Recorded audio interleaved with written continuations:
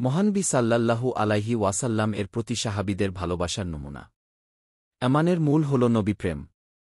যে যত বেশি নবীপ্রেমে নিজেকে বিলীন করে দিয়েছে, নবীপ্রেমে নিজেকে ডুবিয়ে দিয়েছে, সে তত বেশি আল্লাহকে পেয়েছে। সাহাবীদের জীবনী পর্যালোচনা করলে দেখা যায়, সব সাহাবীর মনেই নবীজির প্রতি সীমাহীন ভালোবাসা ছিল। ছিল নবীজিকে দেখার ব্যাকুলতা। তাফসিরে মাঝহারিতে মুসলিম, আবু দাউদ ও নাসাইর সূত্রে বর্ণিত হয়েছে, রবিয়া বিন কাব আসলামী রাদিয়াল্লাহু আনহুকে একদিন রাসূল সাল্লাল্লাহু আলাইহি ওয়াসাল্লাম জিজ্ঞেস করলেন, হে রবিয়া, তোমার কোনো ইচ্ছা থাকলে আমাকে বলো, আমি দোয়া করব। তুমি যা চাইবে তাই পাবে। রবিয়া বলল, ওগো নবী আমার, আমি আপনার পাগল। আপনাকে এক মুহূর্ত না দেখে থাকতে পারি না। আপনি দোয়া করেন আমি যেন জান্নাতেও আপনার কদমে নিজেকে উৎসর্গ করতে পারি। নবীজি বলেন, হে রবিয়া, ভেবে বলো এটাই কি তোমার চাওয়া? রবিয়া বলল, জি হুজুর। এর চেয়ে শ্রেষ্ঠ কোনো চাওয়া হতে পারে না। নবীজি মুচকি হেসে বললেন, তাহলে বেশি বেশি সিজদা করো, যেন তোমার জন্য আমি সুপারিশ করতে পারি। তাফসিরে মাঝহারি, তৃতীয় খণ্ড, 166 পৃষ্ঠা। নবুয়তি নূর পেতে হলে নবীজিকে সাল্লাল্লাহু আলাইহি ওয়াসাল্লাম ভালোবাসতে হয়। রাসূল সাল্লাল্লাহু আলাইহি ওয়াসাল্লাম একাধিক হাদিসে ঘোষণা করেছেন, কেউ যদি তার জীবন, সম্পদ, স্ত্রীপুত্র ও মা বাবার চেয়ে আমি নবীকে বেশি না ভালোবাসে তাহলে সে ব্যক্তি ঈমানদার হতে পারবে না।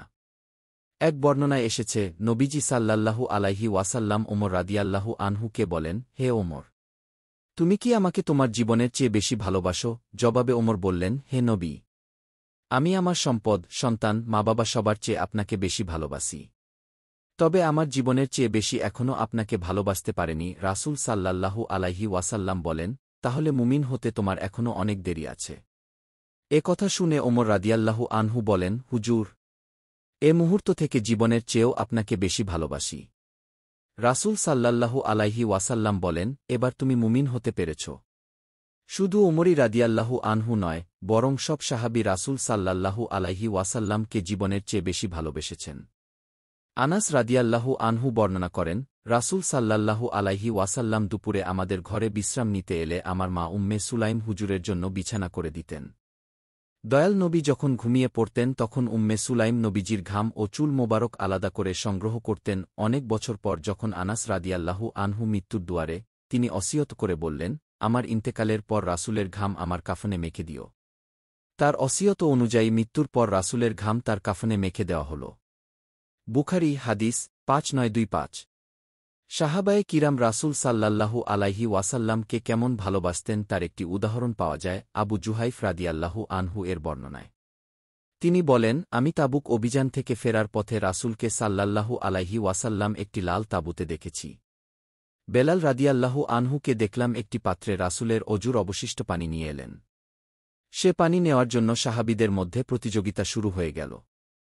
কে কার আগে নবীজির অজুর পানি নেবে? কেউ সে পানি খাচ্ছে, কেউ গায়ে মাখছে। আশ্চর্যের বিষয় হল, যারা রাসূলের অজুর পানি পায়নি তারা এমন মানুষের হাতের সঙ্গে হাত, বুকের সঙ্গে বুক মিলাচ্ছে যারা পানি পেয়েছ।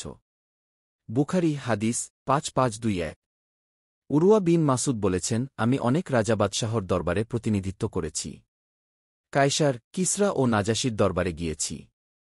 আল্লাহর কসম, মুহাম্মদের সাহাবীরা তাকে যেভাবে ভালোবাসে অন্য কোনো রাজা বাদশাহর অনুসারীরা তাদের মনিবকে সেভাবে ভালোবাসতে দেখিনি। মুহাম্মদ সাল্লাল্লাহু আলাইহি ওয়াসাল্লাম থুতু ফেললে সে থুতুকে নেবে এ নিয়ে প্রতিযোগিতা লেগে যায়। কারো হাতে যদি থুতু পড়ে সে সঙ্গে সঙ্গে তা গায়ে মাখবে, চেহারায় মাখবে, খেয়ে ফেলবে। তিনি কোনো আদেশ দিলে তা সঙ্গে সঙ্গে পালনের জন্য সবাই ছোটাছুটি শুরু করে দেয়। তিনি অজু করলে সে পানি পাওয়ার জন্য সাহাবীদের মধ্যে কারাকারি পড়ে যায়। তিনি যখন কথা বলেন সাহাবীরা নিশ্চুপ হয়ে শুনতে থাকেন। সাহাবীরা তার সঙ্গে বেয়াদবি হবে এই ভয়ে বাঁকা চোখে তাকাতেও সাহস করে না। বুখারী হাদিস 2582। মহান আল্লাহ সবাইকে মহানবী সাল্লাল্লাহু আলাইহি ওয়াসাল্লাম এর আদর্শ আঁকড়ে ধরার তৌফিক দান করুন। দিন প্রচারের উদ্দেশ্যে ভিডিওটি শেয়ার করুন, পেজটি ফলো ও লাইক দিন এবং চ্যানেলটি সাবস্ক্রাইব করুন ও লাইক দিন। জাযাকাল্লাহ খৈরান।